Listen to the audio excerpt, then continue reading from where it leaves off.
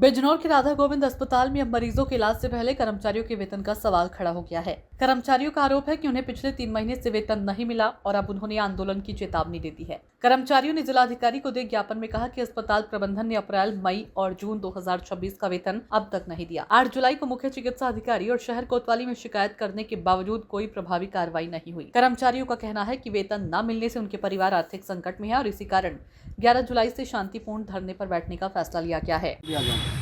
क्या नाम है आपका? मेरा नाम भूदेव सिंह है। आज आप डीएम ऑफिस आए हैं, क्या मामला है? डीएम ऑफिस हम लोग आए हैं। डीएम साहिबा से हमसे शनिवार में थोड़ी सी हल्की सी मुलाकात हुई थी जी। तो सोमवार में बुलवाया था कि आप सोमवार में आ जाइए, जो डीएम ने आपकी शिकायत वहाँ सुनाई। एक मंडावर रोड में एमडी स्कूल के सामने राधा गोविंद नाम से एक हॉस्पिटल है जो स्थित है वर्तमान में।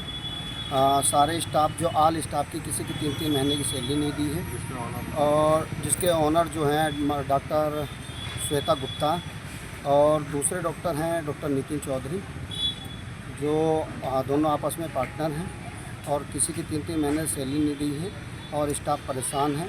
और मेडिकल वालों की जो सिक्योरिटी जमा हुई थी 10 लाख की, वो भी नहीं दी है।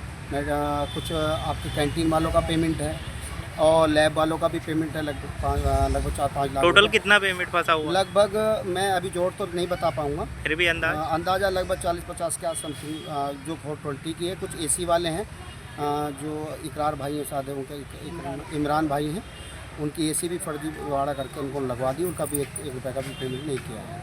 3 लोगों का काम मकसद था एक क्रैप की बिल्डिंग लेना और उसमें स्टाफ हायर करना और फिर कहना कि भाई मेडिकल वाला जो खोलना चाहता है उसकी सिक्योरिटी जमा का मेडिकल खुलवा दिया, कैंटीन खुलवा दी, लैब खुलवा दी।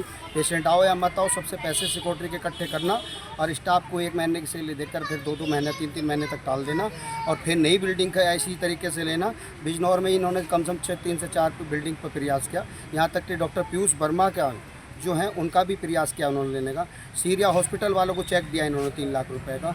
एक धामपुर में ताज हॉस्पिटल है, उनके पेट्रोल पंप चलते वकील साहब हैं, उनको भी इन्होंने चेक दिया, उसका भी लीज पे लेना चाहा।